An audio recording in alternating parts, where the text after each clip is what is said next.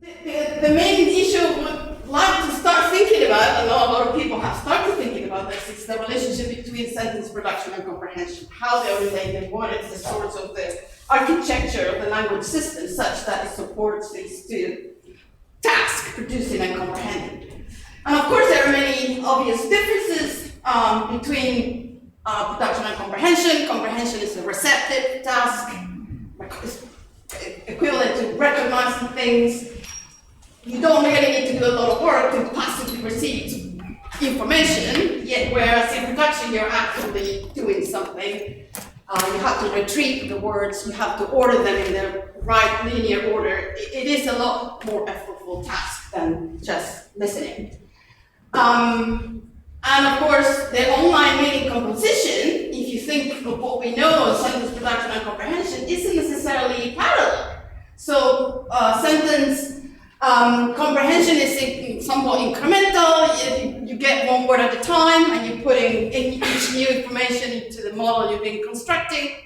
Whereas in production, you do exactly the opposite. You already know what you want to say, and then you have to linearize that. So there are a lot of, at least, obvious differences. There are some commonalities, so there's a lot of people that agree, I think, and it makes sense, that there's a common knowledge base. This knowledge base has to do with lexicon. Vocabulary is similar, although we can argue if there is receptive vocabulary versus productive vocabulary, so there may be areas of the lexicon that are not shared, but for the most part they're shared. And you can also share syntactic frames, argument structure, so the same things the same verbs and sentence frames that you use in production, you use them in comprehension, that could be part of the knowledge of the language. So that much is shared, very likely. Possibly lots of people like Martin here, also Bell and Chang, have been proposing common predictive mechanisms. So in the case of Martin, proposes that production is involved in prediction, comprehension, or you can argue, like Bell and Chang say, that there's a common architecture that supports both language production and comprehension, whereas you have the dual path. It's a whole network, but there are different pathways of information. There are many possible architectures, that's what I'm trying to argue here. And there is also another set of studies, particularly people coming from a more neurocognitive perspective, from the lobe idea, executive function idea, that argues that there are domain general executive functions across a number of cognitive tasks, which include language. So according to many of these guys, of course, language production and comprehension are going to share common executive functions. So what's common is that level of domain general mechanism, which is also general with other cognitive domains. So I have the questions I wanted to ask here are smaller. They're not going to tell us about the architecture of the system. Unfortunately, it's not as easy to think about the kind of evidence that can support one architecture versus another. But I'm just going to ask something more specific about the mechanisms that go beyond the prediction of the next word, like Chance and Dell's model. Mostly what they do is predict the next word. There are many cases in which we don't specifically predict very likely things, so we actually operate in uncertainty, and we have multiple interpretations, multiple lexical items, multiple things that we could do at once, and you have to manage those. So is that management, entertaining multiple interpretations and multiple alternative things that you could say, is that shared across production and comprehension? And particularly, I'm going to wonder whether this is shared at the level of sentence level rather than lexical level. So are we engaged in similar mechanisms when you are doing syntactic semantic role assignment? So when you're thinking about who is doing what to whom in a sentence level process rather than word level. And then I'm going to ask whether this possible common mechanism is verbal and non-verbal in nature. And this has to do with the domain generality thing. Is it the domain general thing that sentence production and comprehension share? or is it verbal, specific to language? And as I said, I won't have a complete answer to this, but at least it's a way of starting thinking about these issues. So what I'm going to tell you about is, it's all about these constructions, which someone gave a talk this morning on subject and object relatives. So it's all about this, so it's hard to get your head around. So when you're describing an animate entity like this girl wearing a blue dress, you could say the girl that the boy is kicking, so this girl is being kicked by the boy, and of course you could say the girl that the boy is kicking, or you could say the girl that's being kicked by the boy. This is called an object-relative clause. It doesn't matter the name, the only thing you need to know is that you are talking about a human entity, and you have to use the relative clause that the boy is kicking. The idea here is that you have two girls in this picture. There's this girl over here, this girl over here, and when you refer to this girl, you have to say which girl you're talking about. So you have to talk about the girl that is being kicked versus the girl who is holding the ball. And you have these two choices, an active structure, a passive structure, and you have the same choices if you were to talk about the ball here. So if you have to describe this ball versus that other ball there on the background, you're going to say the ball the boy is kicking, as opposed to the ball that the girl is holding. So these are discriminating the characters on the picture. So an interesting thing about these constructions that are difficult, we know that they're very difficult to process, is because we are talking about the patient of an event. So the ball and the girl are the ones that are the affected participant in the event. It's a lot easier to start a sentence with the agent first. So what people want to do is to talk about the boy and say that the boy is kicking. But in fact, when you force people to talk about the girl, there is confusion because the girl isn't the agent, is the patient of the event. And in English at least, there's this very strong association between first word agent. So it becomes more difficult when you put people under pressure. So what I'm going to do now is to talk about these three sections. We're going to talk a little bit about comprehension processes. I'm going to talk about production processes, and that's a hardcore bit because it's so hard to study sentence production online. So word by word sentence production. It's the hardest thing. We can do word by word comprehension and get ERPs and anything, reaction times, reading times, but production is a lot harder. And then I'm going to talk about the relationship between the two across all of these studies. So, comprehension is easy. I'm going to skip a little bit because it isn't really that novel. Lots of people have shown that there are difficulty comprehending these structures in reading studies, in eye tracking studies, all sorts of studies that you can imagine. The most highly studied structures are comparing object-relative clauses versus subject-relative clauses. But if you keep the structure constant, so you're always using object-relatives and manipulate the animacy, you still see differences in reading. So if you're talking about the animate entity here, the director of the movie Please, have received a prize, that's a lot harder to comprehend than if you're reading something about an object, the movie that the director watched, etc. And that difficulty typically comes through the first verb you encounter and then later on. And most people would agree for various different reasons. Part of the difficulty here is that as you read, you need to keep director and other entities unintegrated in working memory so that when you get the verb, you can figure out who's doing what to whom. And that's part of the difficulty here. So when you get to the verb, these two are harder to figure out what they do, whereas it's easier for the movie that the director watched because the movie can only be a patient in an event rather than an agent. So it has to do with agent-patient role discrimination. And other people have manipulated similar things. So if you compare the climber that the guide praised versus the climber that Sophie praised. The first one is a lot harder than the second one. Again, the idea being that when you have something to distinguish between the two entities, is easier than when there is interference between the two animate entities. So two animate entities here is the hardest case, but you can still make that slightly easier if you put pronoun and if you put proper name in that sentence. And one reason why this is the hardest case is because it's harder to figure out who is doing what to whom. They're both agents and both possible patients.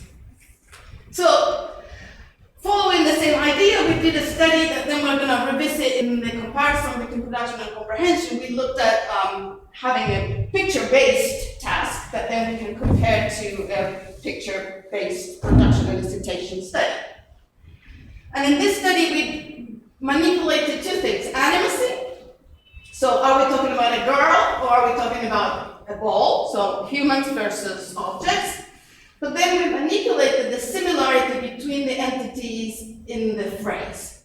So the girl that the boy is kicking is such that girl and boy are highly similar that both could be kicking each other. They're equally likely to be the agent and the patient of that event. Whereas the baby that the woman is holding is less, baby and woman are less similar and they're less competitive because the baby isn't likely to hold the woman, but the woman is the only one likely to hold the baby. So there is less competition here. That's the idea that in resolving who is doing what to whom. And of course, we compare that to inanimate objects. So the experiment was like this. People will see the picture first for a few seconds, so because there's a lot of characters, they become aware of all the events and what they're doing, etc. Then they get a flash for 1 second of a highlighted character like this, or it could be this, or it could be this, it could be any in the picture. There are many fillers.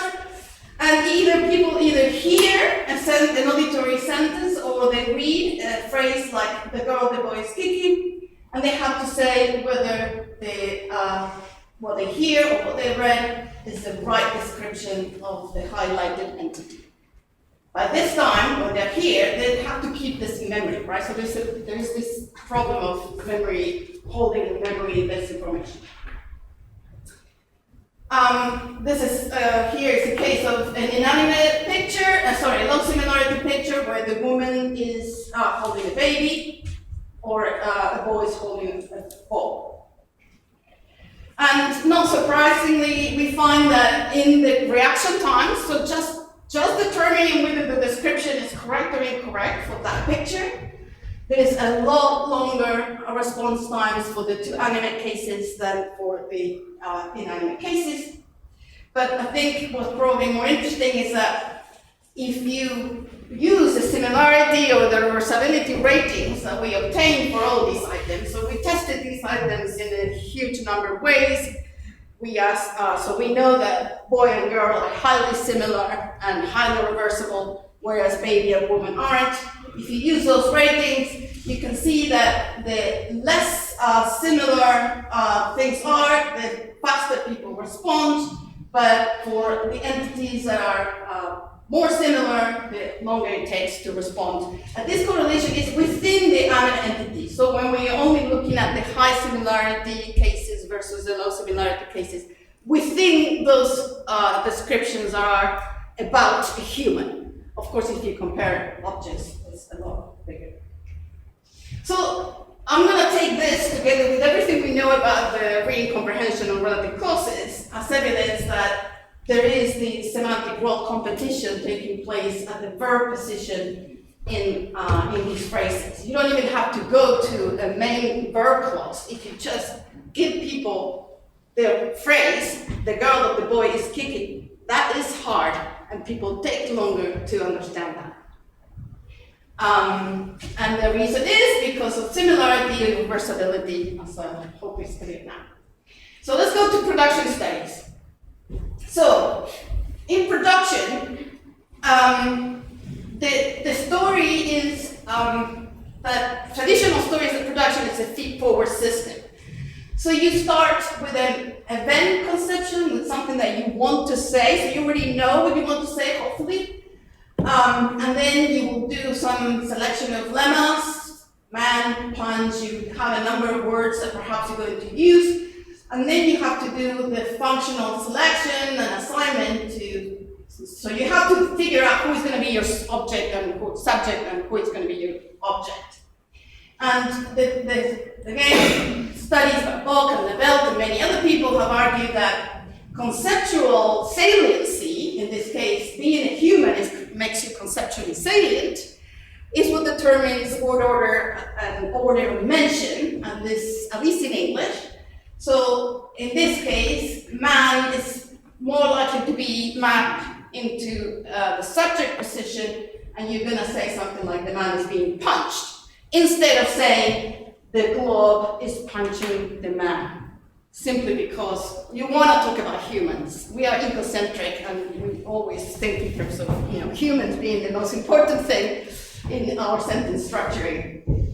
And there is, of course, in a lot of literature, picture word interfering, naming, and all sorts of things that suggest that in addition, at this level, you're going to have competition a lot of the time. So there may be that you have two alternative names for a particular character, and these are going to compete and interfere with each other. And you see that also not just in word naming, but also in sentence production, when you have to talk about a scene in front of you. So here's a study we did with the same pictures I showed you before. Some pictures talk about objects, and some pictures they talk about humans, and within the pictures there's a set of pictures that are about events with high similarity participants, or about events with human participants that are less similar to each other. And we asked people who is wearing blue, or who is wearing a blue dress, and the answer will be the girl that the boy is kicking, or you can do an active or a passive. Or we ask people, what's orange? And that will be a question about the ball, and they have to answer the question. So all this is super simpler, and what people do most of the time in a lot of languages, which I'll show you in a minute. In English, the preponderance of preference for producing the answer to these questions is a passive structure. They never, ever, or very rarely use an active. So they will never say, or less likely to say, the girl that the boy is kicking, that's hard, nobody wants to say that. They want to say the girl that is being kicked by the boy with the passive structure. And that's what we see not just in English, in Spanish, and many other languages. So this is English data. Proportion of passive produced when they're talking about humans is almost 100%.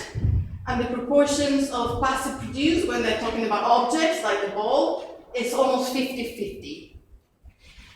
There's also a preference to drop the agent or to do an agent-less structure. So they're more likely to say the girl being kicked, period, and not to mention the agent of that event.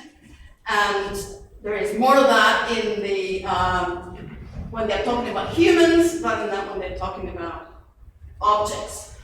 And the same is true for Spanish data. There is an animus effect in both the passives and the agentless structures, but you can see that the proportion of passives in Spanish is already much lower than in English. And that's because Spanish, like I will show you in a minute, Russian, Serbian, and a lot of other languages have many other ways of dealing and answering these questions. And we argue that they're still trying to do the same thing as the English speakers, but I'll show you in a minute. So, what else do we have about this data? One thing that we know is that the tendency to drop the agent, so to say the girl being kicked, period, correlates with the similarity in both English and Spanish. So the idea here is that if you're talking about things that are very similar, you're going to be more likely to not to mention the agent. And the other way around. Yes, if you're talking about things that are very similar, you're going to be more likely to drop the agent. This is not working. And if things are not very similar, you may drop the agent less. And also, as you know, if this is showing here a complete preference in English for passives. So what we did to try to push English people's preference for passive organactive structure is to do an experiment where we prime the active structure. So we interleave these questions with actives so we can get English speakers to produce more actives and fewer passives. And if you do that with priming, you see the same similarity effect, that things that are not very similar, people produce fewer passives, but things that are very similar, they still go with the passive regardless of the priming situation. So even when you have active primings, they really want to use the passive, particularly if you have two very similar participants in that event. So what could be going on? The explanation for that is that there is competition between the two highly similar entities. And that competition occurs, first and foremost, before speaking. Because you're asked, the experiment asks a question, who is wearing a blue dress? You have to talk about the girl. Like, you don't want to talk about the girl, you want to talk about the agent rather than the patient, but the question forces you to talk about the patient.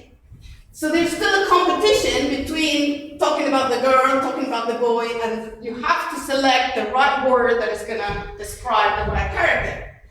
And that competition suppresses this word. And that means that you're going to go for girl, you're going to do a passive, the girl being kicked, and if you can, you suppress the word boy, so you're not going to say by the boy. See what I mean? So sort of like the ambiguity resolution story, that if you pick the girl to talk about the girl and suppress boy, that's all you need to say. And don't mention the boy and mention the girl. Because you mention the girl, you're not going to mention the boy right after it. So because of this competition at the first word of the sentence, you're not going to be able to say the girl that the boy is kicking, because you can't pronounce one after the other, because you just have suppressed the word boy. See what I'm saying? So because boy and girl are in competition, boy is gone. So you can't say the girl or the boy is kicking. You have to make it to a passive, and you have to say the girl being kicked. That's the story. I'll show you some evidence consistent with this story, although, it's hard. The other question is, in addition to this initial inhibition, maybe this competition between boy and girl, is there also evidence for competition farther along in the sentence production, in the sentence utterance? And I'm thankful that one of the earlier talks that we're talking about this on the morphological level, because you could argue that when you say the girl that is being kicked, when you have to actually use the right morphology and make that morphology agree in number in the case of English, but agree in many other features in other language, you have to somehow take into account who you're agreeing with, in this case the patient, and not the agent. So there is a possibility that during the verb there is farther competition between who is doing what to whom, because you're doing that functional assignment, who is the subject of my sentence. You may not believe that, but I'm not even sure I believe it, but it's a possibility. So I'll show you some evidence about this. So we did the same study using eye tracking production.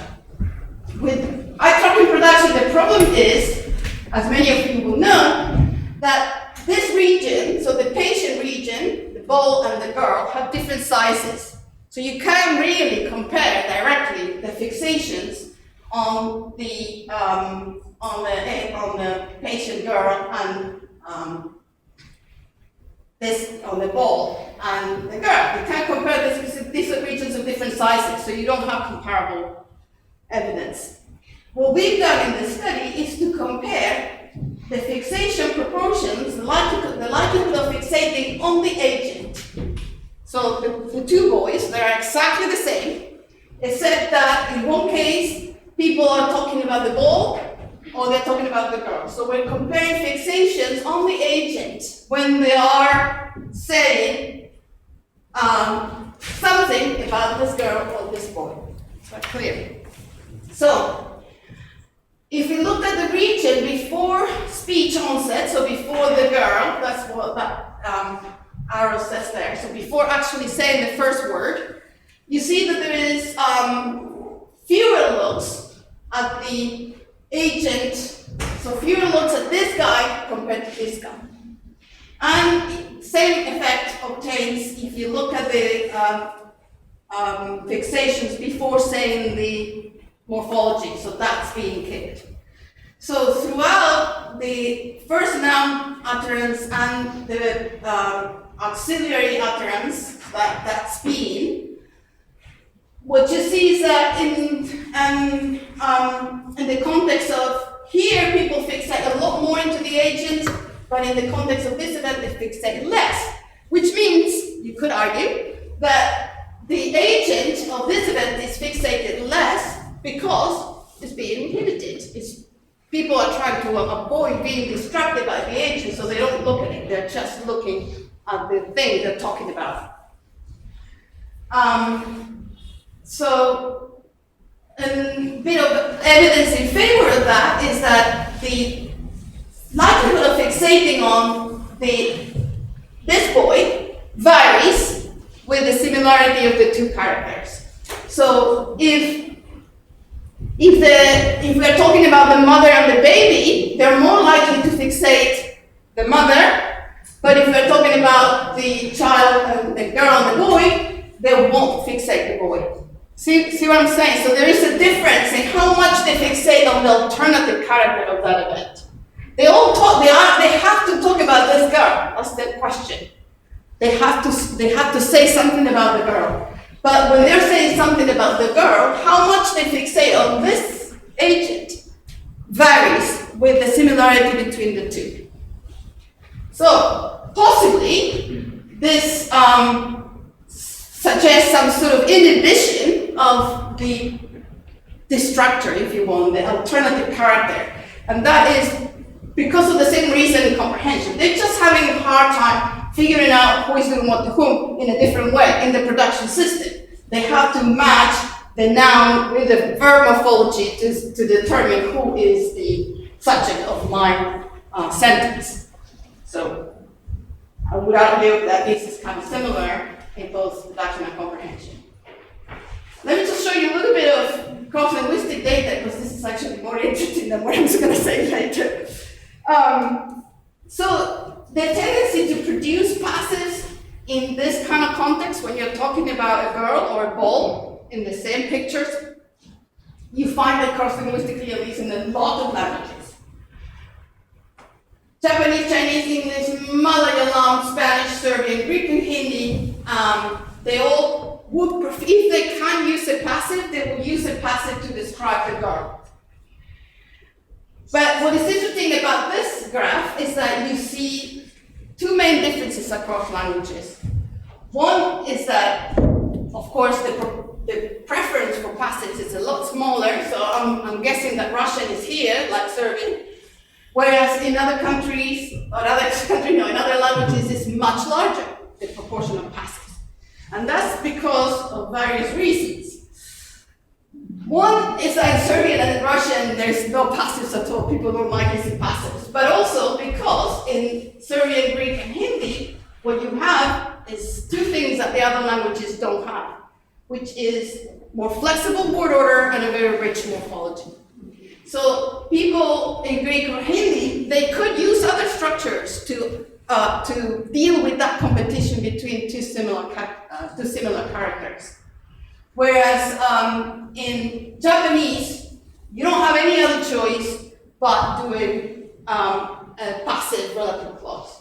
So the Spanish and Malayalam are in the middle because these are languages that have a little bit of case marking, but at the same time, they're flexible. So they're in between these two extremes. What I'm arguing is that there is a variability in the flexibility of the word order and the richness of the morphology that explains why you get these patterns across language. But the point of this is that in all of these languages, these languages is what we have is a general tendency to avoid, reduce the competition.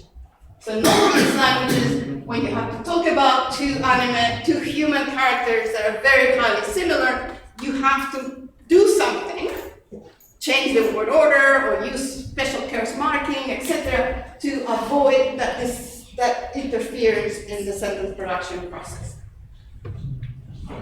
So, how much do I have?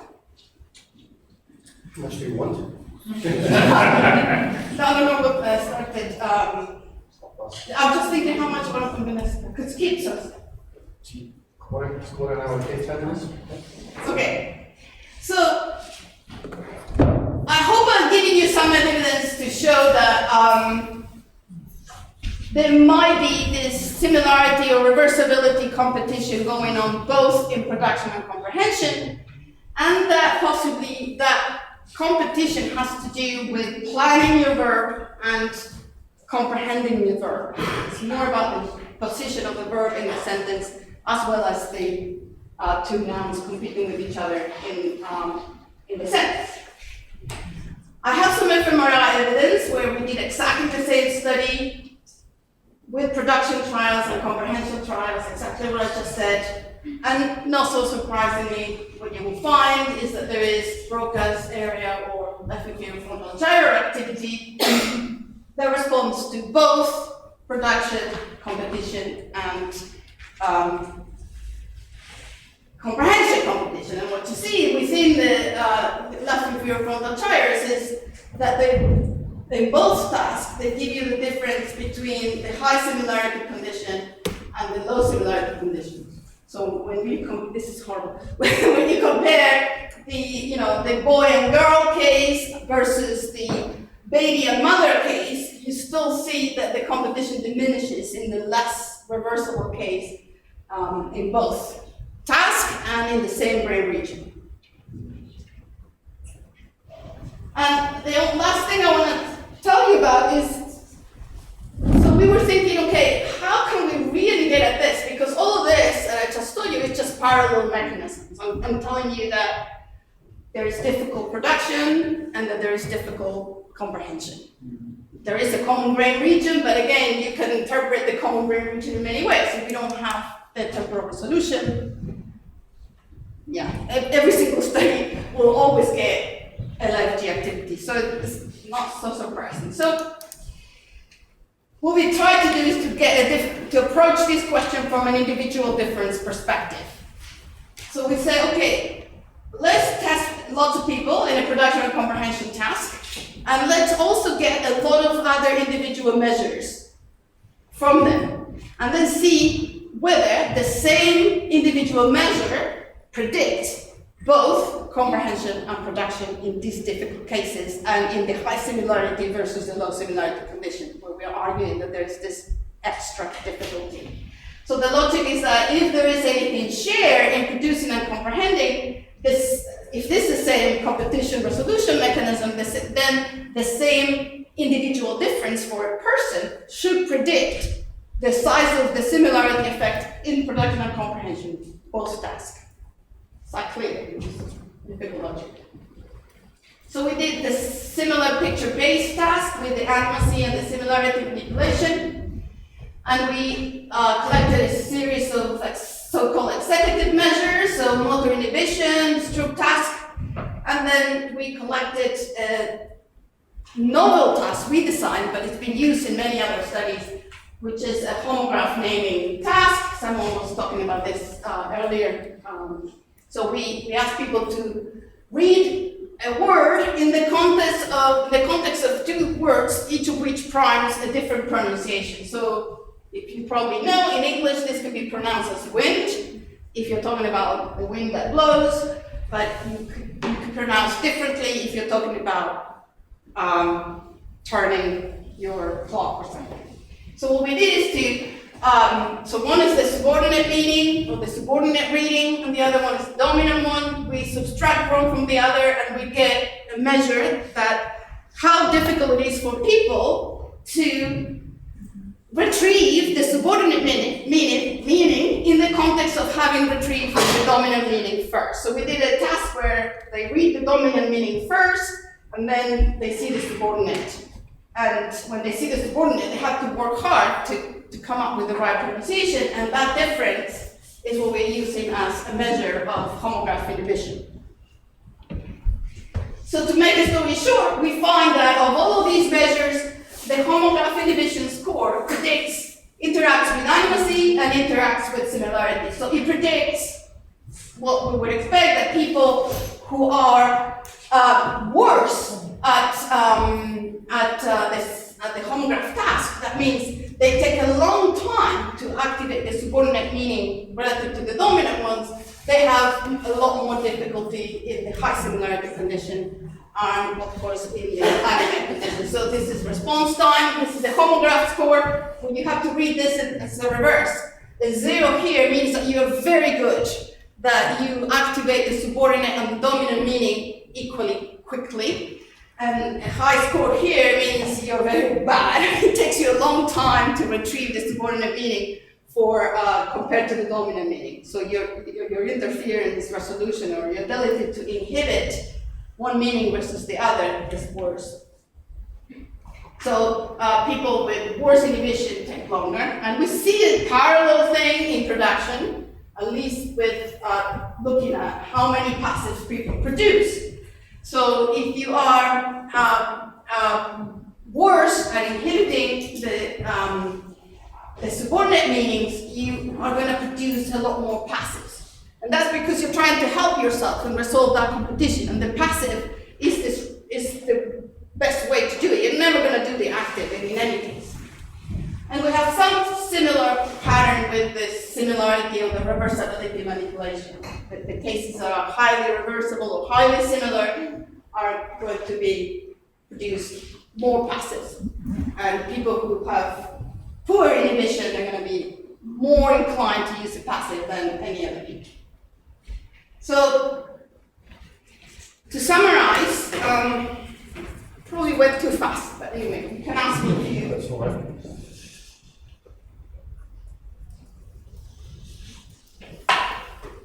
So,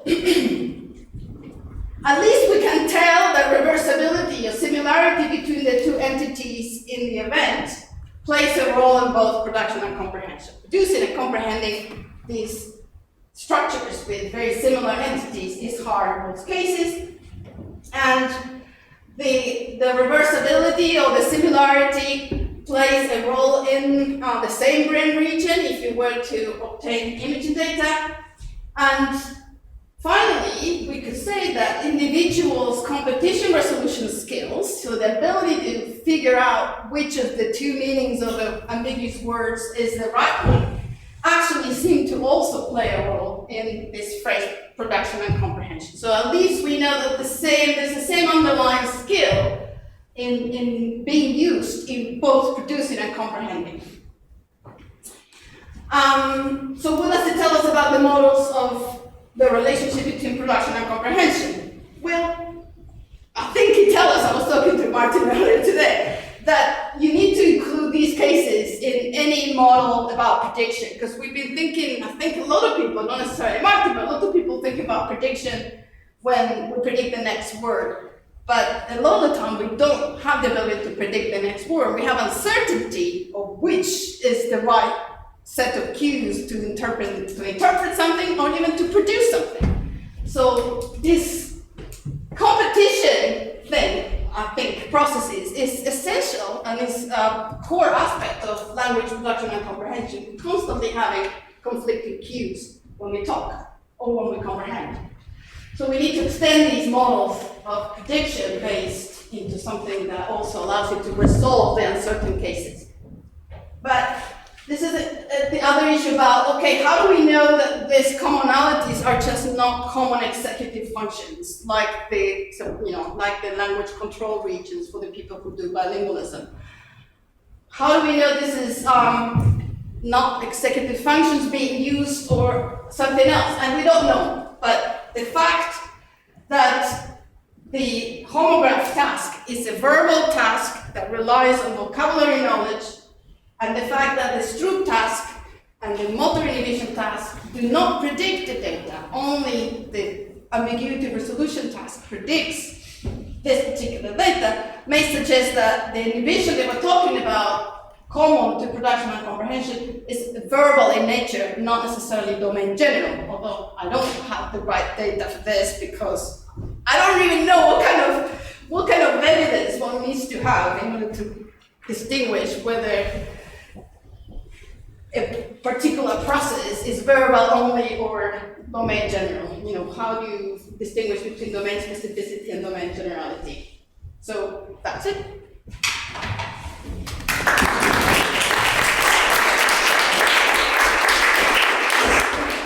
Thank you very much. Silvia, I hope you didn't have to skip anything. I was going too fast, so I think it's... No, that's great. That's great. Thank you very much. Very interesting. Questions, please. I have a question about the Even last... clarification questions, if you didn't... I know I was going fast. I have a question about... No, that's great timing. Don't apologize. I have a question about the last conclusion that you made. That is how you're going to tell whether it's domain general or domain specific. What about the brain data that you were showing? You mentioned LIFG as the main site, but I thought there was something else. So we heard earlier today about conflict resolution bilinguals and how do you have ACC and Buchanan controlling language choice. Do you get anything similar? So No, we only get LIFG because, I mean, you do get Buchanan and everything else, but that's production, right? it's production data. So in the imaging data, you get a larger network for production because it does include motoric stuff and you see, this is, you know, Popper-Mueller all the way. This is a language network, right? All of this very Silvia regions is all about language semantics, you know. The thing is, having common activity in LFG, I'm not sure what that means because Thomson-Shield would say, okay, LFG is a semantic control network, semantic control region, but I'm not sure it's necessarily domain general. Sure. Could be verbal only, right? So this is just for fun, but in both production and comprehension, there are reasons to believe that you don't always get competition, but you actually get the opposite. You get facilitation, a sort of race of some kind, you know. So if you have multiple meanings, if you have multiple related meanings, there's quite a lot of evidence that the faster a company, not slower. And sometimes in garden path sentences, if they're equally balanced, you get faster and slower. And in production, you have that same stuff with, you know, like Vic Ferreira said years ago, it's better to give them to Gennari, when he basically found that you're faster at comprehending if there's two alternatives rather than one, because whichever one you get out first, you say. So that doesn't have any effects on your stories because you can have sort of speed up rather than slow down, but it does change the kind of model that you could have. I know, sorry, also to say, I'm not saying that the online processing, comprehension and production are parallel, totally not, they are totally different, right? Yeah. But that's still the question, then what is the architecture that can support totally different online processes, as well as prediction, as well as, in some cases, apparently, conceptual competition mechanisms. What's the nature of this system? If you were Gary Dale and you have to come up with your connectionist model and explain all of this, how that model looks like. I mean, that's my point here, but there's no way to get at this empirically. I think it's very difficult. I don't know. I will be happy to hear ideas.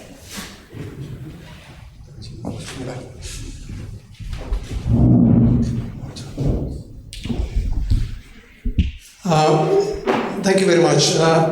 You mentioned that free word order gives more options for showing who is the agent and who is the object, but sometimes it is the contrary, because when we have free word order, we don't know who is the agent and who is the object, because you can say it in two different ways. And actually that was the reason why in Russian they created the animacy category of masculine nouns to show who is the object. And actually your data verified very well why in Russian we have the animacy category nowadays.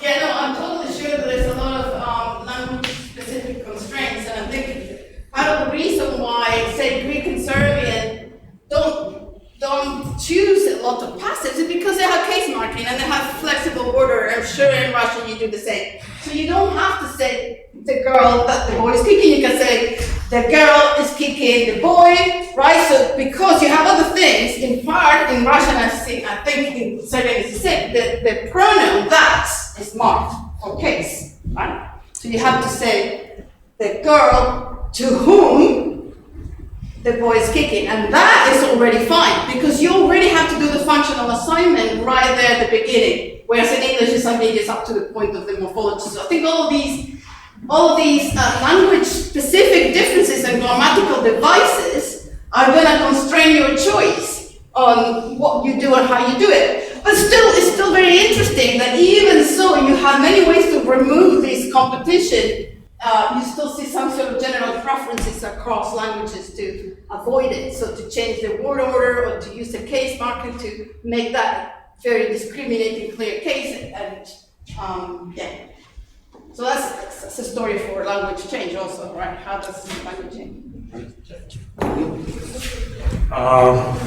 We have quite interesting support of this similarity stuff when I research speech science. So if that speaker actually aware of this comprehension difficulty for the speaker. So if we have let's say two sentences like nice ball and grandpa in the room, are in the room, and then the second sentence will be nice grandma and grandpa are in the room, then people usually make longer pauses after grandma than after ball to separate that, these two.